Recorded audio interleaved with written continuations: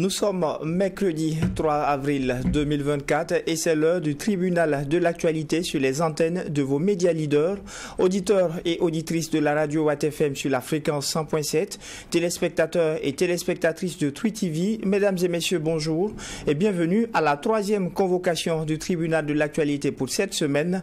Vous le savez, comme à chaque audience, je suis accompagné par des juges au siège. Bonjour à vous, juge Geoffroy Vaha.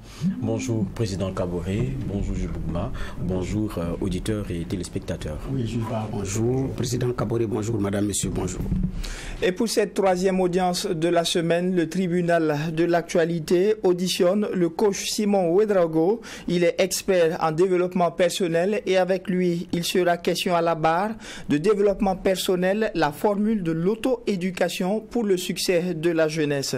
Et sur ce, je déclare donc ouverte cette troisième convocation du tribunal de l'actualité avec l'étape des avant-propos.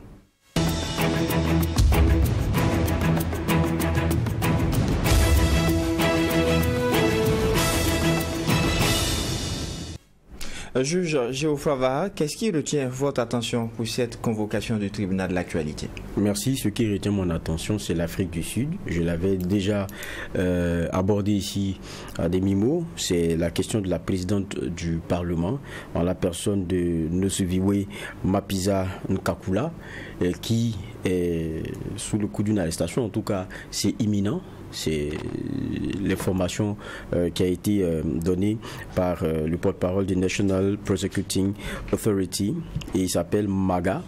Et il faut préciser que elle est soupçonnée d'avoir reçu entre 2016 et 2019 pas moins de 135 000 dollars alors qu'elle était ministre de la Défense et reçu notamment comme pot de vin d'entreprises du secteur de la défense. Donc, est-ce que vous vous imaginez? Il s'agit de la présidente de l'Assemblée nationale sud-africaine. Elle est en poste, elle est députée, elle est du parti au pouvoir et voilà qu'elle est dans des turpitudes aujourd'hui pour des petits cadeaux qu'elle a reçus en 2016 et 2019. Et il est demandé qu'elle démissionne de son poste. C'est la pression qui est en train d'être mise aujourd'hui et même si elle ne le fait pas, et c'est ce que la justice dit, dans les heures prochaines ou les jours là, elle devrait être arrêtée et un procès va s'ouvrir sur cette question. On parlait ici d'indépendance de la justice, on en faisait ici le débat. Je crois que c'est ça l'indépendance. C'est à ça qu'on veut arriver lorsqu'on se dit qu'on est un État qui est dans un processus où tout citoyen a à assumer ses actes, ses postures, ses positions, ses actions devant la loi lorsque on lui accorde une certaine autorité et qu'elle fait des dépassements et de fonctions et de comportements. Donc voilà des éléments qui sont concrets pour moi. Et je trouve que c'est un gros exemple qui nous est donné ici. Parce que à la réalité, c'est que lorsqu'on est au pouvoir ou bien lorsqu'on a une parcelle de pouvoir, on peut en user pour faire ce qu'on veut. Mais si ce n'est pas permis, il faudrait que, aussi fort que vous êtes, pendant que vous êtes fort, il y ait des institutions aussi fortes qui vous disent ça ne se fait pas, monsieur, rendez compte. On n'attendra pas que vous tombez, on n'attendra pas que vous perdiez le pouvoir.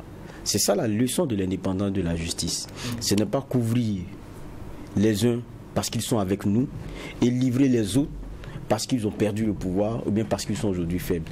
Ce n'est pas cette indépendance-là. Et je crois qu'il y a une grosse leçon qui nous est donnée par l'Afrique du Sud et regardons comment les choses vont se passer.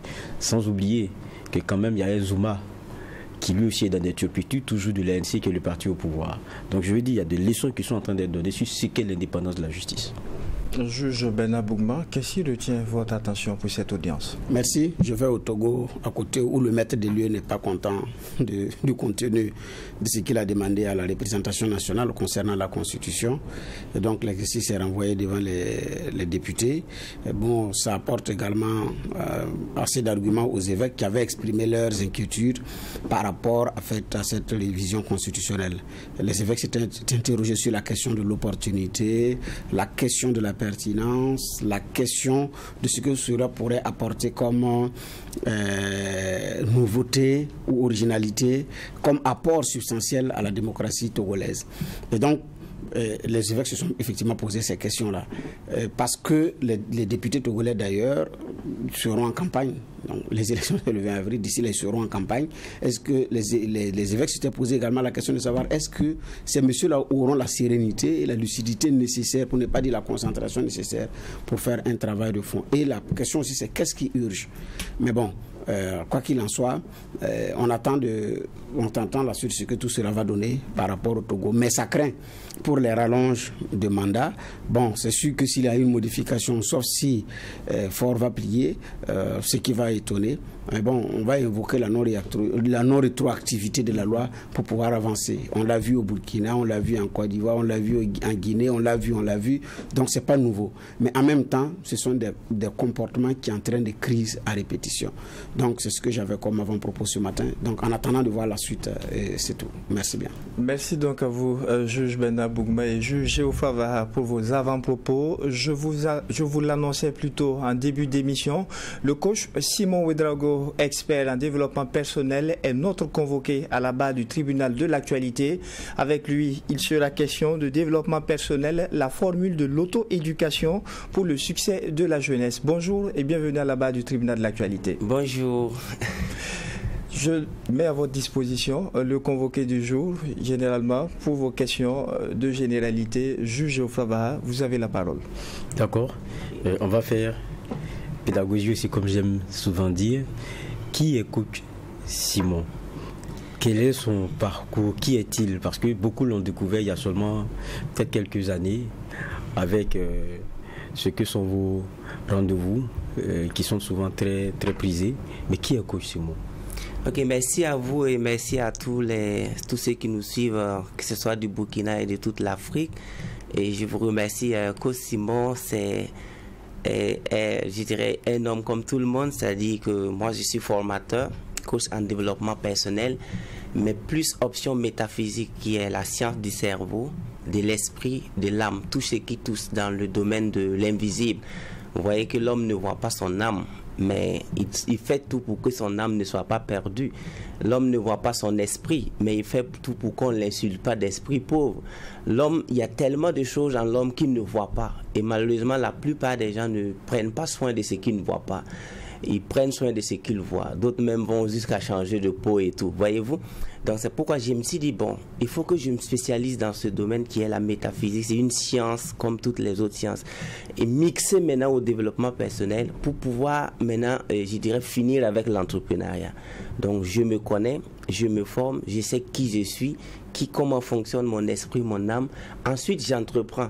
Et une fois que je fais ces étapes, j'entreprends maintenant en riant, tout en sachant que le succès devient une évidence.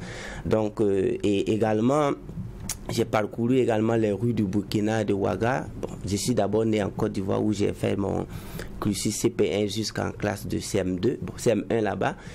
Et j'ai fait 2 années blanches où j'ai fait pause pour être berger à Pobier, c'est au Burkina ici, vers Léo. Et pendant mon temps où je me promenais avec ces animaux dans la brousse, j'ai également beaucoup appris parce que j'ai cultivé le coton et tout. J'ai beaucoup appris dans la nature. Et quand je suis revenu à Ouaga en 2002, je suis reparti faire SM1 à l'école Ouagadougou à Noncé. Et de là-bas, maintenant, je vais venir à Tanguay en 2024. Donc, 2004. Donc, 2004 jusqu'en 2016, j'étais à Tanguay. Et de Tanguay, je suis là. Maintenant, donc, mon parcours, après, j'ai eu le bac au lycée Nelson Mandela en 2011. Et après ça, j'ai fait le TOEFL, Test of English as Foreign Language, parce que je devais intégrer Harvard University. Et quand j'ai fini, je devais aller à Ohio, Kent State University of Ohio. Et en 2013, je vais faire le visa, l'entretien à l'ambassade des États-Unis. Et ça n'a pas marché, comme quoi mes parents sont pauvres, puisque le relevé bancaire ne disait pas trop.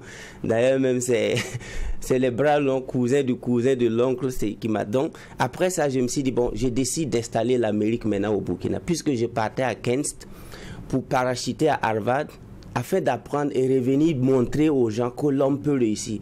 Mais comme je n'ai pas eu le visa pour aller en Amérique, j'ai décidé de faire venir les Américains maintenant au Burkina pour apprendre.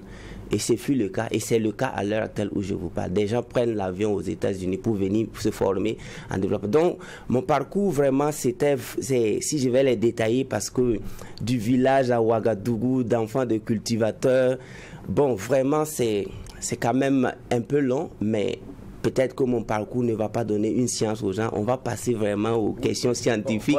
Non, si on va y aller. Mais je veux savoir, ça veut dire que vous étiez un élève brillant, parce que quand vous dites Harvard, vous avez postulé, vous avez été reçu, ou bien c'était une vision que vous aviez? Non, parce qu'on m'a dit que je dois venir à Kent pour finir les examens avant d'aller à Harvard, parce que Harvard ne pourra pas me prendre directement, et donc je devais aller à Kent State d'abord.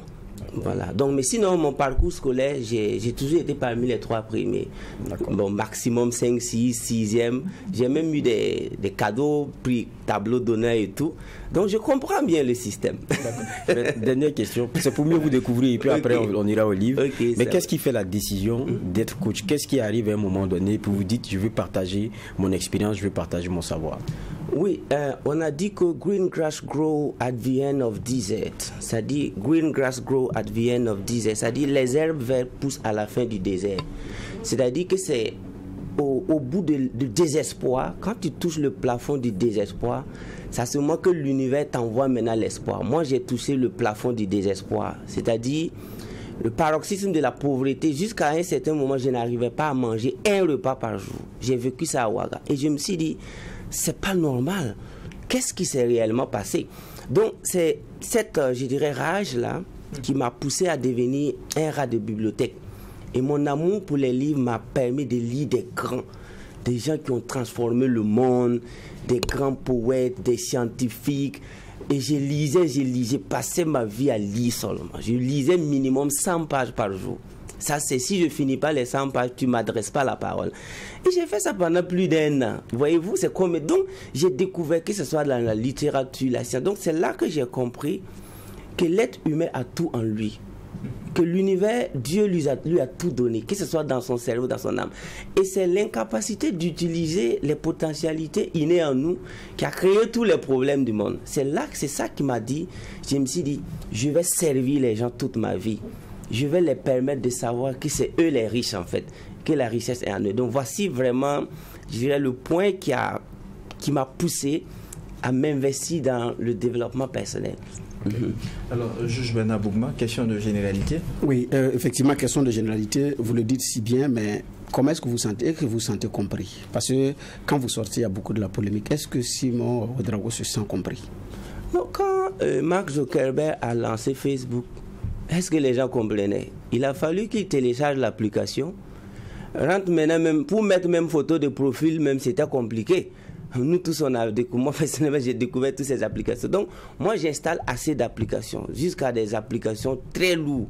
Souvent, je peux prendre 1 mois pour comprendre une application, parce que c'est pas moi je l'ai codé, ça s'est passé à Silicon Valley à quelque part. Donc, du coup, mes propos et tout ce que je fais, c'est d'ordre métaphysique, scientifique, psychologique et sociologique, souvent même anthropologique, dans le but que les gens se transcendent. Donc, à ce moment, un paresseux, excusez-moi de vous le dire, mental, qui n'est pas vraiment prêt à s'asseoir ne serait-ce qu'1 heure pour réfléchir, voire même aller chercher sur Internet pour voir est-ce que les corroborations sont en adéquation avec ce qu'il dit. Ce monsieur, vraiment, il ne peut pas me comprendre et je ne souhaite même pas qu'il me comprenne. Donc, du coup, quand on crée quelque chose, on lance. Si quelqu'un ne comprend pas, il demande « Ah, qu'est-ce que tu voulais dire ici ?» Et s'il refuse de vous expliquer, là, il y a problème. Jusque-là, je ne connais pas une seule personne qui m'a posé une question. Si un propos que j'ai balancé et que je n'ai pas eu le temps et la sagesse de l'expliquer en long et en large. Donc, je pense qu'actuellement, les gens me comprennent. Et sinon, je n'allais pas quand même pouvoir former tous ces milliers de personnes, voyager partout dans le monde. Mais ceux qui ne veulent pas me comprendre, jusque-là, je ne pense pas qu'on se comprend. Et je ne le souhaite pas aussi. Vous formez des gens à l'esprit millionnaire, à l'esprit milliardaire. Alors, et la question c'est, quels sont, comment on appelle ça, combien d'entreprises avez-vous, puisque vous dites que vous êtes entrepreneur? C'est une des questions récurrentes qui sont posées. Moi, je fonctionne comme un médecin. Quand vous êtes malade, vous partez à l'hôpital, vous ne voulez même pas savoir le nom du médecin qui va vous soigner. tout ce que vous savez, la blouse blanche même est déjà un élément psychologique qui vous aide. De toutes les façons, aucun hôpital ne va laisser quelqu'un qui ne connaît pas le corps humain. Donc, quand on finit de vous guérir, donc quand les gens vont à l'hôpital, ils ne veulent même pas connaître le médecin est venu comment. Moi, je connais plusieurs docteurs qui partent à l'hôpital à moto. Et ils soignent des gens qui viennent avec des V8. Mais ces gens ne posent jamais la question au docteur, tu as soutenu où? Donc moi, si c'est la richesse, ce que j'ai pu acquérir dans ma vie, sur le plan spirituel et mental, me suffit pour vivre tout le reste de ma vie si Dieu me donne 150 ans. Maintenant, l'erreur monumentale que les gens ont commis, c'est quoi? C'est quand tu finis de réussir avant de faire venir réussir les gens, tu as tué toute une génération. Et d'ailleurs, tu n'avais même pas confiance à ton succès. 80% des soi-disant partages d'expérience en Afrique, c'est des gens qui ont travaillé pendant 50 ans, construit des immeubles, et pour revenir dire que les jeunes sont paresseux. Mais le jour que tu as eu l'idée de construire l'immeuble, tu n'avais pas 50 ans. C'est ce jour-là que tu commences à partager ton succès, si tu es vraiment quelqu'un qui a appris le succès. Moi, j'ai appris le succès, les formules du succès scientifiques. Et je peux enseigner n'importe quel humain sur le succès. Maintenant, s'il veut voir mon succès, ma voiture, j'ai commencé à enseigner à Ouaga à vélo. Je pédale mon VTT, je garde devant des gens qui sont venus avec des voitures, je les donne coup et je quitte. Et souvent, d'autres sortent, ils regardent mon vélo. Je dis, regarde, dans peu de temps, aujourd'hui, j'ai des V8 que je conjugue au pluriel. C'est même gars qui me regardait donner coup en 2016, 15 à vélo. Aujourd'hui, peut-être les véhicules ont vieilli, hein, ils n'ont pas encore changé. Mais moi, je peux changer de voiture quand je veux. Et à n'importe quel moment. Donc, quand tu as la formule du succès, tu négocies ce genre de questions. Excusez-moi, c'est trop terre à terre en fait.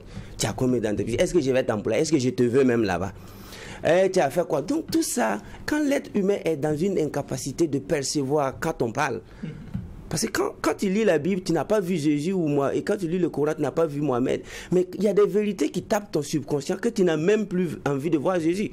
Quand moi je parle, si ce que je dis n'arrive même pas à te convaincre, excuse-moi de te le dire, ce n'est même pas à toi que je m'adresse. Donc sinon, je n'ai pas besoin de vous montrer. Je consulte des centaines de sociétés ici. J'ai permis à des gens d'employer des gens. Et moi, j'ai des entreprises également. En Angleterre même. Donc, je n'ai pas besoin de venir vous montrer ma société en Angleterre, combien de livres sterling je gagne en formant des gens en Angleterre. Je n'ai pas besoin. Parce que si j'utilise ça pour te convaincre, c'est comme si j'étais négocié. Moi, je ne vais jamais utiliser le nom d'une société, ma voiture ou une maison pour convaincre quelqu'un. Je ne vais jamais le faire. Donc, c'est ça. On peut terminer votre projet A50. Donc, mon projet A50, c'est de permettre aux gens de devenir milliardaires avant 2050. Voyez-vous? Parce que moi, je suis allé parler de mon succès partout quand j'étais dans la pauvreté absolue. Quand j'ai attrapé la formule, on m'a traité d'arrogant jusqu'à ce qu'un monsieur qu'on a nommé ambassadeur au Canada, mon oncle m'a envoyé chez lui pour que je parle bien afin qu'il m'aide. Mais je lui ai dit que moi, je ne veux pas être employé, je veux entreprendre. Et le monsieur s'est fâché. J'ai dit, si c'est ça, il ne faut même pas m'aider. Il est parti au Canada. Il est allé là, il galère à Ouaga. Il a été ambassadeur. Bon, je ne veux pas qu'il m'excuse. Mais lui-même, il sait. Mais je lui ai dit en 2012. Et il m'a dit que non, que moi, je ne peux pas parler comme ça. Que je crois que la vie est facile. Que si tu veux entreprendre, il faut être employé d'abord. J'ai dit, tout ça, c'est faux. Moi, j'ai lu des grands livres. Il dit que, ok, qu'est-ce que c'est qu'on va voir? J'ai dit, c'est ce qu'on va voir. Il est parti au Canada. Fin de mission, il est revenu à Ouaga. À l'heure, là, il joue au loto. Et moi, je fais ce que je veux. Donc, pour vous dire que j'ai dit, je veux enfin des milliardaires en dollars. Ce n'est pas possible que nous, en Afrique, on compte des gens qui ont vraiment de l'argent, des milliards qui aident des gens. Et nous, on nous a réduit à penser à 200 000, 300 000, 400 000. J'ai décidé de briser ça. Et j'ai donné le rendez-vous en 2050. Et le A50, c'est 3 fois. Les 50 ans après ta mort, si on ne parle pas de toi, tu n'as pas vécu utile. Ça, c'est A50. C'est after 50 years of your existence. C'est en anglais. And get a billion before 2050. Et c'est ce que ça veut dire. Donc, 50 ans après ta mort, quel bilan on fera de toi? Et d'ici 2050, je veux que tu aies $1 milliard. Et j'ai enclenché. Aujourd'hui, j'ai plus de 1200 étudiants qui étudient le système pour devenir milliardaire en dollars. Donc, toutes les grandes entreprises du monde Ils ont déjà étudié de Apple jusqu'à Microsoft. Ils ont bossé d'abord comment les choses se passent. Parce que le succès s'étudie d'abord. Donc voici l'idée du projet A50. Et je vous donne tous rendez-vous en 2050. Et vous allez voir qui est-ce que le coach sera et qui est-ce que ces étudiants seront. D'accord. Alors, coach Simon Ouedraogo, on va commencer à aller dans le fond du sujet. Okay. Vous proposez, oui, allez-y. Allez-y. Vous pesez combien aujourd'hui? En matière de poids ou obésité? Non, pas poids. Vous formez des gens avec objectifs milliardaires en dollars. Coach Simon pèse combien aujourd'hui en milliards? Je ne peux pas le dire parce que chaque minute, je gagne de l'argent. Donc si je vous dis, je pèse... Mais vous avez une approximation. Non, je ne dis pas ça. Parce que ça, je ne vais pas vous donner. Ça, c'est un. Parce que si je vous dis que j'ai 1 milliard de francs, si je quitte ce plateau, je ne vais pas le partager aux gens. On est d'accord, mais je veux dire, ceux qui nous regardent, vous avez toujours vu. Non, je ne vais pas le dire parce que ça n'a pas d'importance. Non, ça a une importance. Quand quelqu'un vous dit je vais vous former A, ce qu'on attend déjà. Je vous ai dit que je ne corromps pas l'esprit de l'homme pour le former. Non, ce qu'on s'est dit de prime abord, déjà, c'est que celui qui vous envoie quelque part, c'est qu'il y est déjà allé, il connaît bien le chemin. C'est ce qu'on se dit. Bien sûr. Voilà, donc c'est pour ça que je pose la question, elle n'est pas fortuite. Je ne vous demande pas de nous dire une virgule près ce que vous possédez. Non, cette question, je suis désolé, parce que il suffit de... Emerson a dit, who you are speak so loud that you don't need to talk. Qui tu es parle si fort que tu n'as même pas besoin d'ouvrir la bouche. They just need to watch my style of life. Ils doivent regarder le style de vie. Moi, je fais Dubaï à n'importe quelle heure que je veux avec ma femme et mes enfants. Les images sont sur les réseaux sociaux. Je vais partout dans le monde où je veux. Si ça ne te suffit pas et que j'ai envie qu'on y aille ensemble, c'est mon compte bancaire que tu veux connaître, je ne dis pas. Je suis désolé. Bon, vous avez réussi à poser la question. Mais vous avez une conception de la richesse qui m'a quand même surpris dans le livre. Président, on y est en même temps. Parce qu'on parle du livre. Ok. Parce que vous, et c'est très intéressant, hein, je conseille vraiment vivement le livre, déjà pour commencer. Parce que quand on le lit, là où vous êtes un peu déphasé, c'est que vous avez comme l'impression que, c'est vrai qu'on parle de l'auto-éducation, on vous emmène à comment est-ce que vous pouvez être, tout le monde pense quand du coach, c'est être riche. Et puis, à la fin, vous vous rendez compte que être riche, ça c'est à la fin là-bas. Maintenant, avant d'être riche, ce qu'il vous faut, ça n'a rien à voir avec ce que vous pensez. Mais je dis, moi je vais commencer par la conception que vous avez de la richesse. Vous dites être riche, c'est tout simplement être utile à soi et aux autres. Point. Ça c'est profond. Point. Parce que vous savez, la question que j'ai dit, Bob Marley a dit, if you think that riches is number are endless. And if you want to have number to be rich, you will die poor. C'est-à-dire que si tu penses que être riche en termes de chiffres, les chiffres sont infinis. S'il y a 1000 milliards, c'est qu'il y a 5000 milliards.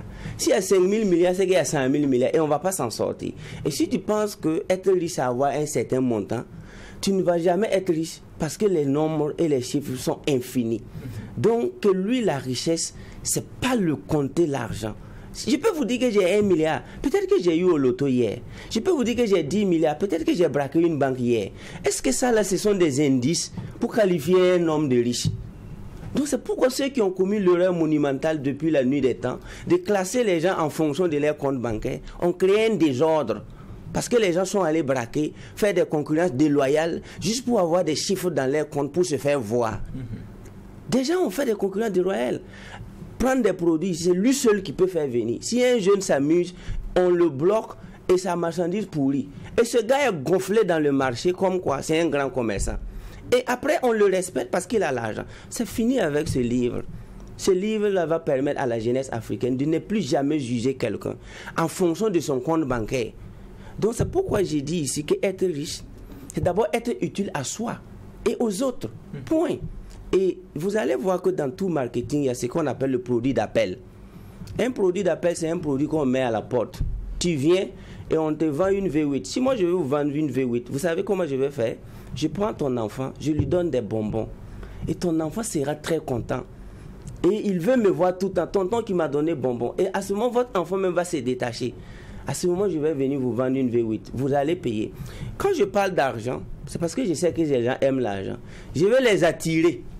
Et quand ils vont venir, ce que je vais les servir là, la majorité fuit. Quand je parle de la caducité de l'école, il y a beaucoup de gens qui ont fui venir vers moi. Et après, ils sont repartis à l'école. Parce qu'ils sont venus s'en rendre compte chez moi que ce que je fais là, c'est 500 000 fois plus dur que l'école. Donc, ils sont repartis tranquillement faire leur bac et faire leur licence. Donc, ils sont venus dans mon centre à me dire, ah, moi, j'aime pas l'école. Quand ils sont arrivés, 52 livres par an à lire. Et si tu fais 51, tu es renvoyé. Les gars sont repartis tranquillement à l'école. Donc, c'est souvent des produits d'appel pour finir la paresse, en fait. Ça permet de mieux comprendre. Je finis ainsi ma petite série et puis après, je vais permettre à Bernard d'y aller. Vous faites bien de... Parce que très souvent, quand on dit coach Simon, certains retiennent, il encourage les gens à ne pas aller à l'école. Mais il faut souvent le lire, je pense que c'est très important. Il y a une partie où vous citez plus de 100 personnes. Oui. On est dans la préface, presque. Oui, où vous citez près de 100 personnes qui donnent, en tout cas, l'exemple de ce que, même si vous n'êtes pas allé loin, en tout cas, vous pouvez vous en sortir. Vous ne dites pas de ne pas aller à l'école. C'est bien différent. Et quand on vous le dit, vous dites que nous apprennent toutes ces personnes. Elles nous transmettent que peu importe d'où vous venez, ce que vous avez fait et ce que les autres pensent de vous, vous êtes capable de faire de grandes choses avec ou sans diplôme. C'est bien écrit, avec ou sans diplôme. Ou sans diplôme. En fait. Et c'est pas fini. C'est pas fini. Il y avait une autre partie que j'avais retenue. Voilà. Bon, en tout cas, il y en a plein. Donc, en définitive, on a comme l'impression qu'il y a une phrase qui choque, qui vous a amené. C'est un genre de marketing. Non, vous cristallisez les attentions, alors qu'au fond, c'est pas ce que vous dites. En fait, ici, c'est d'ailleurs ça. Parce que Confucius a dit, the real knowledge is to know the extent of one's ignorance. La vraie connaissance, c'est de connaître l'ampleur de l'ignorance de quelqu'un. Donc moi, j'arrive à mesurer l'ampleur de leur ignorance. Est-ce que les gens savent que Thomas Edison a fait moins de 6 mois à l'école? C'est écrit ici. Si. Nous sommes sur un plateau, on n'utilise pas la lumière. Le monsieur a déposé 1093 brevets. 1093 brevets qu'il a déposés avant de mourir. Et il a fait moins de 6 mois à l'école. Mais cela ne veut pas dire qu'il a fait moins de 6 mois dans l'éducation et dans l'auto-éducation et dans le questionnement de soi et de l'univers. Nous profitons des inventions de 90% des gens qui n'ont même pas fait 5 ans à l'école. Maintenant, nous, on part décrocher un master, on ne peut pas fabriquer aiguille. Et après, on est fuselé comme quoi le coach a dit, le coach... Non, moi, je ne suis pas responsable du chômage de quelqu'un. Je n'ai jamais payé études de quelqu'un pour qu'il ait un master. D'ailleurs, mon fils n'a que 6 ans. Donc, tout ce qui vous arrive après avoir engrangé tout ça, je ne suis pas responsable. Moi, j'essaie seulement de dire à mes petits frères, un autre monde est possible, une autre voie est possible, de vraiment de laver cette honte, je dirais, sciemment enseignée en Afrique. Et c'est ça que je fais. Et ce n'est même pas un combat, c'est des informations. Puisque moi, je ne combats pas. Alors, coach Simon Ouedraogo, aujourd'hui, vous venez avec la puissance de l'auto-éducation. C'est d'ailleurs le titre de l'œuvre de votre dernière parution. Aujourd'hui, lorsque vous regardez la jeunesse en général, la jeunesse africaine, notamment celle burkinabé, quelle est la description qui correspond et quelle est votre analyse de cette situation de notre jeunesse-là? Bon, ici, moi je pense que les sages ont dit qu'il y a 2 manières de voir le verre. Tu peux le voir à moitié vide ou à moitié plein. Moi j'ai opté pour voir le verre à moitié plein. Je suis très content pour la jeunesse burkinabé. Je les encourage au maximum parce que moi j'ai décidé que la pile honte qu'un développeur personnel ou un scientifique puisse ramasser dans sa vie, c'est d'être plus connu à l'extérieur que dans son pays. Parce qu'il y a des gens qui aiment dire qu'il est plus connu à l'extérieur. Moi, je suis plus connu et respecté au Burkina que dans n'importe quel pays au monde. Quand j'ai eu une activité au Burkina, quand j'ai réuni 6000 personnes, ils notaient que les 5500, c'est des Burkinabés. Donc, tout le monde peut venir parler mal de la jeunesse et des Burkinabés, sauf moi. Et j'ai pris le temps de préparer ça. Donc, le peu d'eau qui est dans le verre, si on l'active constamment, je pense que ça va engloutir. Quand vous voulez allumer le feu, le charbon, il est petit dans le fourneau. Tu te concentres sur le charbon noir ou le charbon rouge. Ça dépend de toi. Si tu te concentres sur le charbon rouge, ça va envahir les charbons noirs. Les peu de jeunes conscients qui existent au Burkina, je me suis focalisé sur eux. Et dans 5 ans, tout le monde sera conscient. Sinon, si je vais faire une analyse générale, c'est insultant. Souvent, moi, je sors jamais la nuit. Mais récemment, j'ai eu des programmes où j'étais étonné. J'avais une émission à 19h dans un média. 19h, je ne suis jamais dehors. Quand je suis allé faire l'émission, je rentrais. J'étais étonné de voir que les bars sont bourrés. Moi, j'ai vu bar plein il y a très longtemps. Moi, je suis toujours dans ma bibliothèque. Je me suis dit, est-ce qu'on est vraiment en guerre? Est-ce que c'est vraiment un pays en conflit? Et j'ai dit au chauffeur de faire le tour. Je ne rentre pas. Donc, j'ai décidé d'aller jusqu'à Gunguin, faire le tour et rentrer chez moi. Tenez-vous bien, ce n'était pas un week-end. J'ai fait l'émission un jeudi. Mais ce que j'ai vu de mes yeux, sincèrement, je me suis dit, waouh, félicitations aux designers.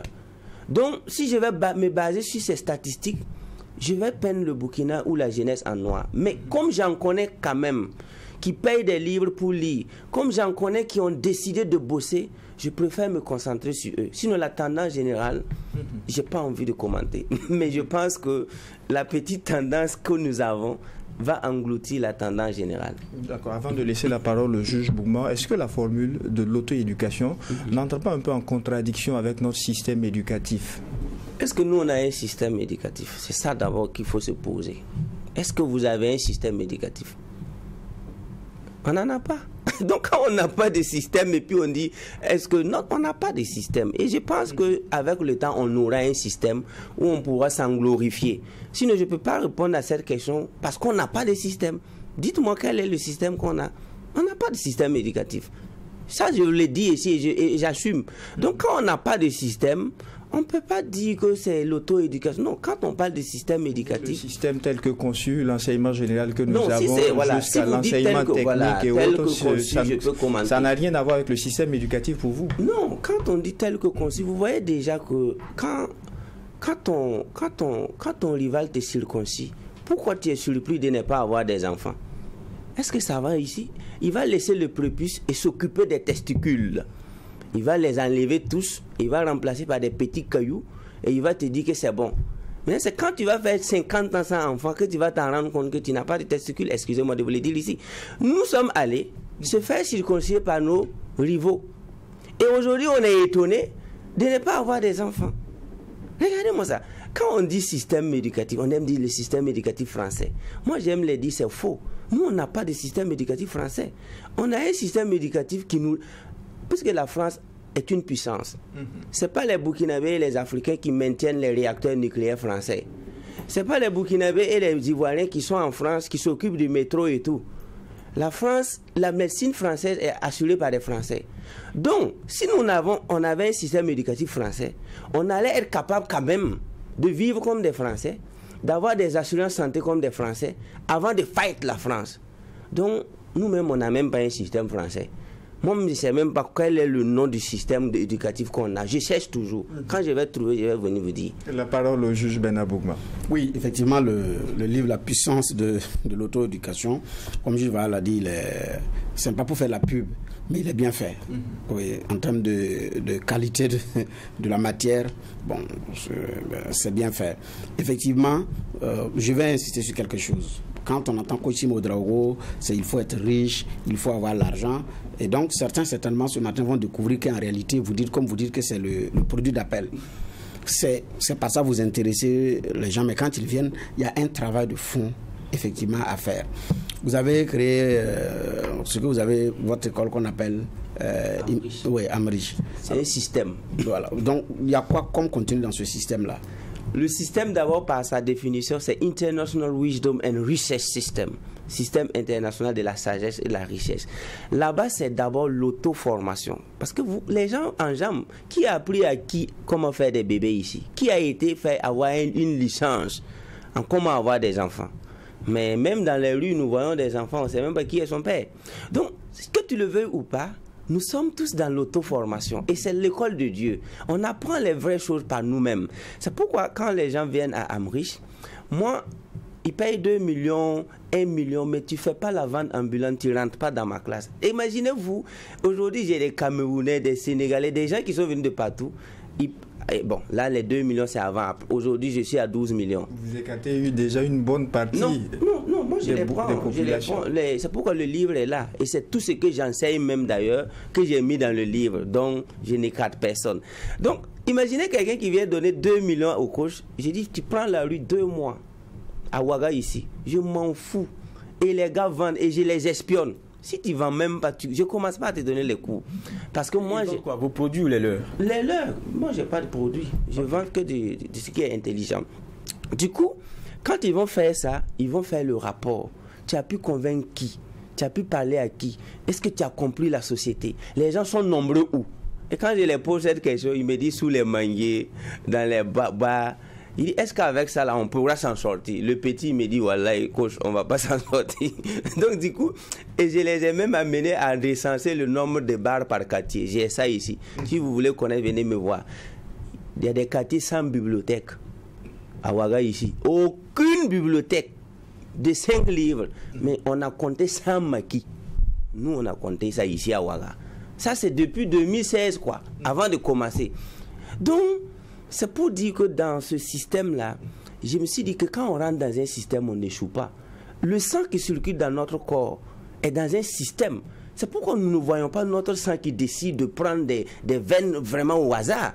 Parce que Dieu a conçu le système et tous les sangs qui s'y trouvent à sa voix. Mais pourquoi nous pouvons concevoir un pays et des humains qui s'y trouvent ne trouvent pas leur compte? C'est que c'est mal conçu. Et le sang que nous avons, 5 litres, à la fin de la journée, le cœur pompe 8000 litres de sang. Donc le cœur même a une capacité de multiplier même notre sang par 16 000%. Pendant que nous sommes assis, on n'est même pas encore 100 millions. Et on a du mal à gérer 20 millions de personnes. Quand on sera 100 millions, 50 millions, on fait comment? Donc tout ça, je l'ai écrit ici. Et je montre que si tu commences, tu vas réussir. Puisque personne n'a peur qu'il va mourir. Tout le monde sait que la mort est une évidence. Mais pourquoi le succès n'est pas aussi évident que la mort? C'est qu'il y a un problème ici. Tout le monde sait qu'il va mourir. Mais personne ne sait qu'il va vivre sa vie avant de mourir. Et quand tu sais que tu vas mourir, mais tu ignores que tu vas vivre la vie que tu rêves avant de mourir, c'est que viens me voir. Je vais te faire permettre que la mort soit moins évidente que ton succès. D'accord. Sur la question de l'école, vous l'affirmiez sans embâche, ça rembête, ça forme des terroristes. Mais quelqu'un qui n'est pas allé à l'école, est-ce qu'il peut lire votre livre? Oui, parce qu'on n'a pas été à l'école, mais on maîtrise le Coran et la Bible. Vous êtes d'accord avec moi? Comment ça s'est passé? Que des gens qui ne savent pas lire et écrire savent où Jésus est né, quand est-ce qu'il est monté, la Vierge Marie, tous les katas qui se sont passés là, que ce soit dans la Bible et le Coran. Je connais des gens qui ne savent pas lire et écrire et qui en mettent. Donc mon livre a déjà été acheté par plusieurs personnes qui ne savent ni lire ni écrire et ils vont vous surprendre. Et j'ai mis à côté le courage, cours urgent d'alphabétisation rapide et génial, permettant aux gens d'avoir un niveau CM1 en 5 mois. Et je vous prends avec mes mots. Quelqu'un qui ne sait pas lire et écrire, qui a 30 ans, il n'a jamais attrapé BIC. Nous, on le compare avec un élève de CM1 en 5 mois. Et on a déjà produit plus de 100 personnes capables de venir écrire leur nom ici, pour que vous voyez. Donc tout ça là, je suis en train de faire ça sous la table sans demander l'avis de ceux qui ont le master et les licences. Parce que moi, je ne suis pas là pour demander avis. Je suis là pour proposer des solutions. Donc pour cela, quelqu'un qui ne sait pas lire et écrire paye ça. Et c'est que tu as dit que l'école s'arrête en CM2, on va voir. On va voir que j'ai formé des gens en 5 mois et ils ont commencé à lire. Ce qu'il faut savoir d'abord. Donc pour ça, ce livre n'est pas une personne. Si tu n'es pas allé à l'école et puis tu as Coran chez toi, si tu n'es pas allé à l'école et puis il y a Bible chez toi, tu peux payer ça là et puis tu en sortis. Mais de là à dire que la formation en terrorisme a commencé à l'école, est-ce que ce n'est pas osé? Oui, je vais vous réciter la leçon, on va juger puisqu'on est au tribunal. Allez-y. Le Burkina Faso. Géographie, on a fait ça du CM2 jusqu'en terminale. Le Burkina Faso est un pays pauvre, limité au nord par le Mali, au sud par la Côte d'Ivoire. D'abord, un verbe d'État. Est. On n'a pas dit que le Burkina Faso serait. On n'a pas dit que le Burkina Faso était. On a dit le Burkina Faso est un pays pauvre. Prenez toutes vos leçons de CM2. Le verbe est conjugué au présent. Et le verbe être. Quelle catastrophe. Donc ça veut dire que si on ne saute pas ce verbe-là, c'est-à-dire que dans 100 ans, le Burkina Faso est un pays pauvre. Limité au nord par le Mali, au sud par la Côte d'Ivoire. C'est un pays enclavé sans débouché maritime. Il pratique une agriculture de subsistance. L'élevage, cuirasse latéritique ferragineux. Et l'élevage également est difficile. On a bossé ça du CM1 jusqu'à aller avoir le bac. Un enfant qui est assis sur ses 2 fesses, en train de composer un devoir pour insulter son pays, que c'est un pays pauvre, et c'est un pays enclavé, ça, cuirasse latéritique ferragineux, agriculture de subsistance. Pourquoi lui là il ne va pas rejoindre les terroristes? Je vous pose la question. C'est pourquoi j'ai dit en haute et intelligible, voir que ça a commencé en classe. Parce que comment il va croire à son pays? Pourquoi voulez-vous qu'il soit patriote? Et d'ailleurs, je me rappelle que moi j'ai commencé une introduction en disant que l'agriculture du Burkina Faso est une agriculture de subsistance. Le professeur a souligné, il a mis bien. Bien. Parce que j'ai employé le mot subsistance. Il était ébahi. Mais c'est quand je suis devenu grand mentalement que j'ai compris que moi j'ai insulté mon pays pour avoir des points. Nous tous on a fait ça ou pas? Tous ceux qui piaillent, qui circulent avec que j'ai le bac, on a insulté notre patrie, oui ou non? Je vous pose la question. Mais est-ce que ce ne sont pas aussi les réalités? Quelle réalité? L'Israël à quelle mer? L'Arabie Saoudite, il pleut combien de fois par jour? À Dubaï, il pleut. Dubaï s'est débrouillé pour créer des mers artificielles. Moi, j'ai créé un business à Dubaï. Je vais à Dubaï quand je veux. Quand je vais, je pleure. Pendant que d'autres prennent des photos. Il y a des bateaux à Dubaï. Ils se sont débrouillés pour aller tirer la mer. Moi, j'ai vu un candidat dire qu'il va faire venir la mer ici et des gens ont commencé à se moquer. Peut-être que lui aussi n'était pas sérieux avec ce qu'il disait. Sinon, c'est possible. Un pays enclavé, l'Algérie. On ne dit pas que l'Algérie est un pays enclavé, mais je connais des Algériens de 80 ans qui n'ont jamais vu la mer. Parce que du point de la mer jusqu'à l'autre côté, tu dois parcourir plus de 1200 à 1500 km. Je connais des gens au Maroc qui ont 80 ans, ils n'ont jamais vu l'eau. Mais sur les cahiers du Maroc, on n'a pas dit que c'est un pays enclavé. Ils vivent bien. Ils n'ont jamais vu la mer parce que pour voir la mer au Maroc, il y a des gens qui parcourent 1000 km. Prenez la carte. La Libye. Quand vous prenez la Libye, si tu es en Libye du côté sud, tu veux voir la mer, il te faut dépenser des milliers de francs pour voyager, dormir, pour aller voir la mer et revenir. Mais les Libyens vivent dans leur cerveau. Mais entre nous et la Côte d'Ivoire, c'est combien de kilomètres? C'est pas 1000. Entre nous et le Ghana, c'est combien de kilomètres? C'est pas 1000. Entre nous et le Bénin, c'est combien de kilomètres? C'est pas 1000. En quoi on est enclavé? Un Burkinabé peut partir faire le week-end tous les jours devant la mer. Mais on est venu nous dire que quelqu'un qui est situé à 1000 km de l'eau, qu'il est enclavé. Donc ça là, moi je suis métaphysicien et psychologue. Je sais comment on tue et je sais comment on ressuscite. Si je compose une leçon pour un pays aujourd'hui, pour que ce pays devienne pauvre dans 5 ans, je vous jure, on va dysfonctionner ce pays. Et ceux qui ont fait ces leçons, c'est des gens qui ont étudié la psychologie humaine avant de composer ça, nous donner. Le juge semble ne pas être d'avis. Non, c'est pas que je ne suis pas d'avis. Et sur la question de ce qu'on nous apprend à l'école, je pense qu'on en a fait longuement le débat ici. Je pense qu'on en a fait longuement le débat ici, parce que dedans, il y a beaucoup de contenus qui sont de nature à enlever on va dire ce qui pourrait rester en termes de fierté et en termes de grandeur chez quelqu'un relativement à son relationnel avec sa terre et sa patrie. Ça, il faut le reconnaître. Et c'est pour ça qu'on le dit très souvent, c'est le rôle aussi de ceux qui achètent notre éducation de repenser certains éléments. On sait qui ont été laissés pendant longtemps, mais pour lesquels maintenant on a conscience d'un certain caractère. Je pense que ça, c'est un fait. Il n'y a pas de débat là-dessus. Il n'y a pas de débat. Maintenant, de là aussi à dire que ça forme des terroristes. Bon, j'ai dit que... Non, je finis. Je n'ai pas dit que c'est un centre ouvert de formation des terroristes. Je peux finir. Vous aurez la parole. De là à dire que ça forme des terroristes, c'est un raccourci facile. Voilà, parce que vous, moi, plusieurs personnes qui y sont passées, il y a des valeurs qu'on a pu apprendre et on n'a pas l'oreille favorable à quoi que ce soit, on a assez de jugeote. Et puis il y a un autre élément sur lequel je voulais qu'on revienne, parce que la question de l'auto-éducation, c'est un élément central. Même dans ce qu'on appelle cursus classique, c'est demander à l'élève, c'est demander à l'étudiant que quand vous sortez d'ici, allez vous faire votre connaissance de la vie. Donc l'auto-éducation, parce que l'éducation d'abord c'est quoi? C'est le développement sur la qualité à la fois physique, intellectuelle, mentale, mais aussi morale. Donc, vous travaillez sur tout cela. Ce que vous apprenez à l'école ne suffit pas à faire ce que vous êtes. Vous devez travailler sur vous parce que vous êtes d'abord une matière. Et la personne qui travaille sur vous, c'est d'abord vous-même. Et ça, bon, je ne dissocie pas ça de l'école. Je ne dissocie pas ça de façon principienne des cadres classiques que nous avons à étudier. Et puis même nous tous, on a arrêté l'école. Nous tous qui sommes tout ici. Tout le monde y est appelé même d'ailleurs. Tout le monde arrête l'école. Même si, comme peut-être Bernard Hamou, vous avez fait votre maîtrise, vous êtes allé faire les autres ont continué, et ceux qui voulaient faire le doctorat, ils vont arrêter. Il y en a qui vont faire les spécialités. Nous tous on arrête à un moment donné.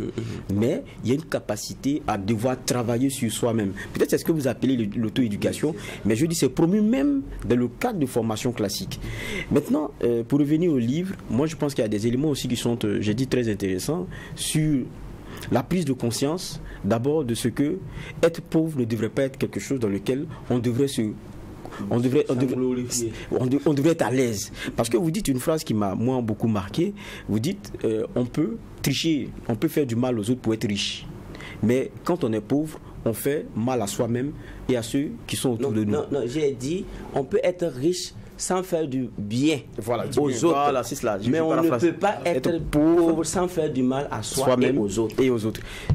C'est très intéressant parce que c'est vrai, quand vous n'avez pas l'argent, c'est difficile pour ceux qui sont autour de vous. Bon, disons quand vous n'êtes pas riche. Quand vous n'êtes pas riche, on va dire ça parce comme que ça. l'argent, c'est toujours le 12e élément de la richesse. On l'a ici. Donc, j'ai dit, il y a des paroles intéressantes comme ça. Maintenant, en même temps, dans le process pour aller avoir plus, vous êtes à un certain chapitre plus concret. Vous dites, pour commencer, parce que vous parlez de votre formation, il faut avoir, c'est quoi, $2000. C'est $2000, c'est ça. Vous dites, c'est 1 million, c'est bon, mais 2000, c'est le confort pour commencer. Et vous dites, vous suggérez que le business vers lequel celui qui vient aille puisse générer au moins 50% de bénéfices. Vous dites, c'est le minimum. Mais est-ce que ça, c'est pas facile? Non. C'est pas ça même qui est... Celui qui vient vers vous, c'est comment il fait pour avoir 50%? C'est ça qui est la question. Mais comme j'ai su le livre moi-même, je vous réponds. Mais avant cette réponse, laissez-moi revenir un peu sur des sujets que j'aime pas. L'école, moi je vous informe ici solennellement que je construirai des écoles. Moi, les milliards que j'engrangerai et que j'engrange sera utilisé pour construire le maximum d'écoles. Parce que moi, ma vie sera dédiée à la connaissance. Donc le coach qui vous parle va construire des écoles. Maintenant, il faut venir voir. Si tu arrives même à t'adosser au mur de mon école, tu vas réussir. Tu n'as même pas besoin de rentrer dedans. Le mur même va t'éduquer.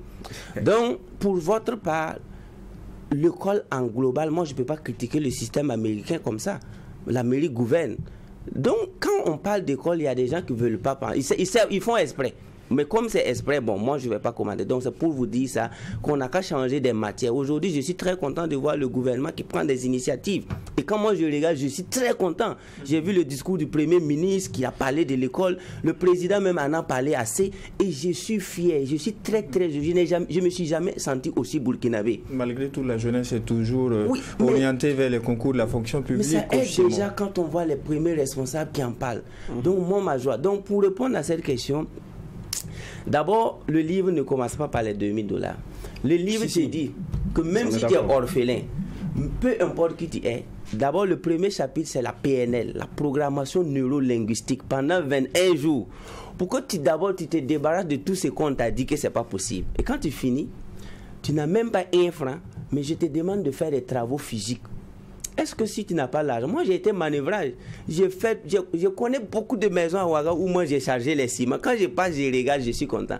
Quand on arrive on monte ses bras au maçon, il te dit ramasse les briques. Quand tu ramasses à la fin de la journée, il te donne 2000 ou 5000, ça dépend. Quand tu fais ça pendant 30 jours, tu as 100 000 francs. Et c'est à partir de là que tu prends cette somme, tu passes maintenant au chapitre 2 et 3.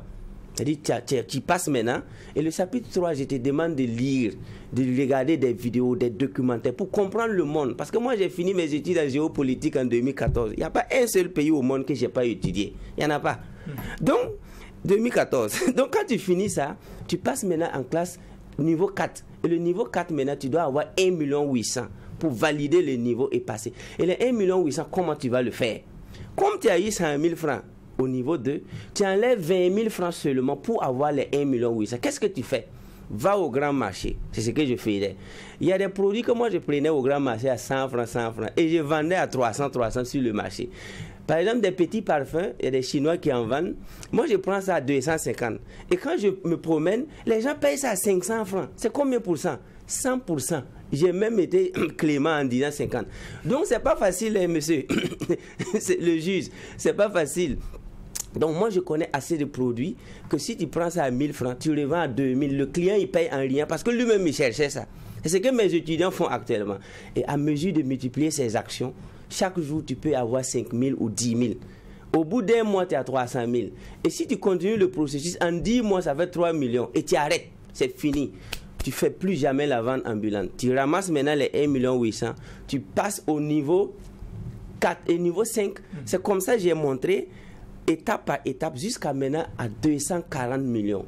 Si, mais est-ce que vous voyez? Oui, donc, mais moi rien en fait, de facile si, je suis d'accord. Mais j'ai dit l'étape, c'est à cette étape-là. Oui, mais c'est à cette étape-là, j'ai senti un peu la cassure. Je dis, bon, écoute, il a 2000 $,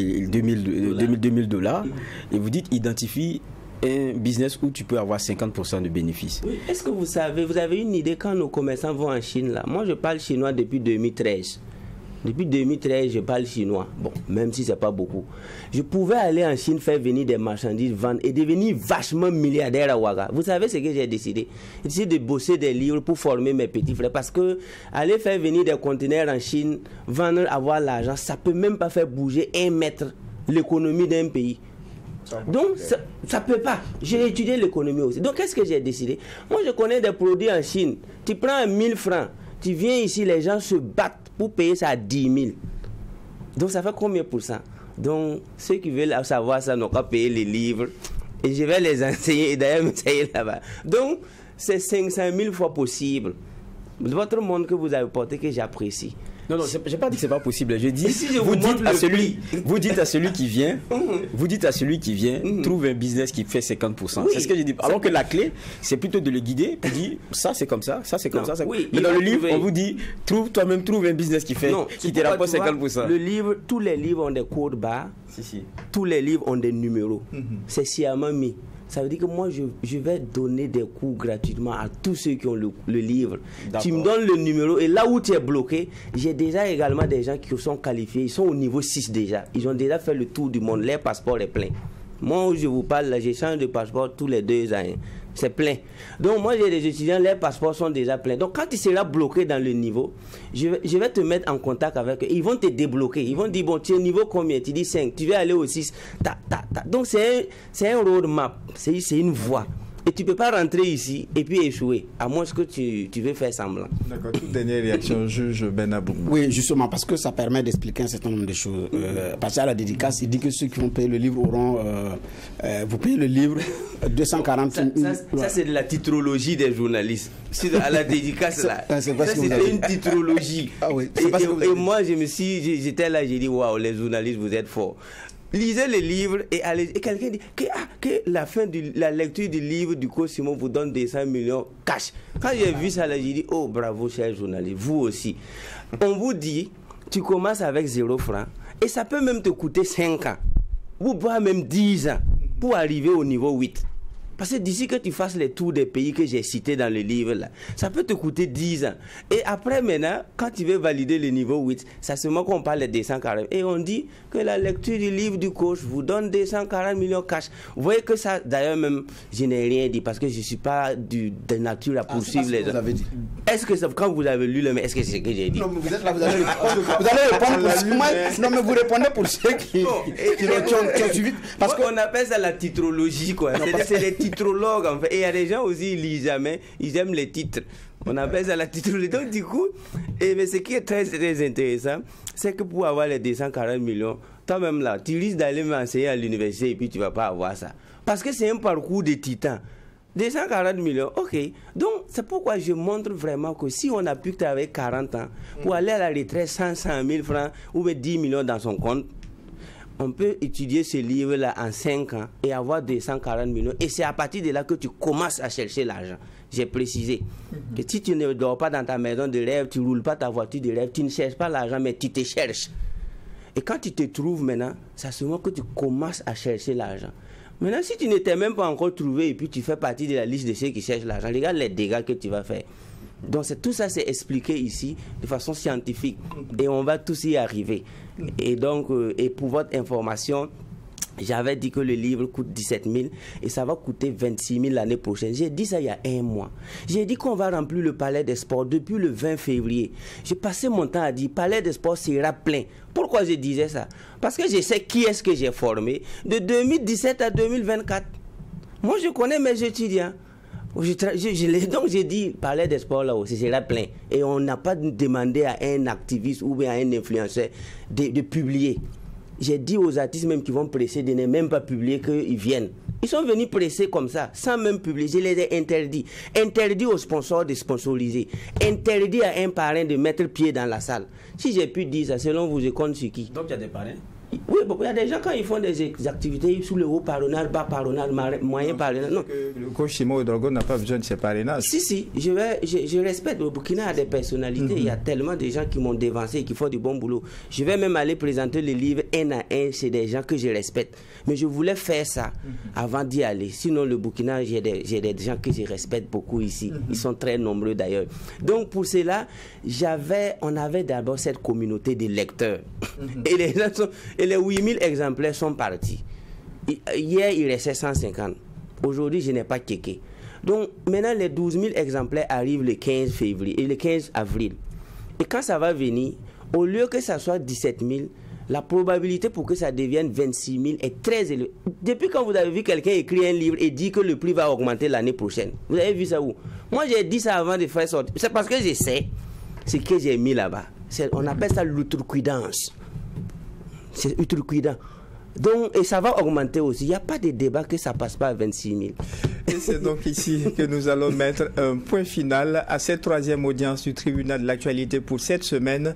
Je rappelle que le coach Simon Ouedraogo, expert en développement personnel, était notre convoqué à la barre du tribunal et avec lui, il a été question de développement personnel, la formule de l'auto-éducation pour le succès de la jeunesse. Merci d'avoir répondu à la convocation. Je vous remercie, vous. Merci beaucoup. Merci juge Bernard Bougma, pour les angles de regard et d'analyse. Merci à vous, juge Geoffroy Vara, pour les clés de lecture. Infiniment merci à vous, auditeurs et téléspectateurs. Et n'oubliez pas, ici... Merci d'avoir lu les livres avant de me recevoir. Vous êtes des journalistes magnifiques. Merci pour ça. Merci coach Simon Ouedraogo. N'oubliez donc pas, ici au tribunal de l'actualité, la rigueur d'une justice équitable s'applique sur tous les sujets enrôlés. Au revoir et rendez-vous demain pour une autre convocation.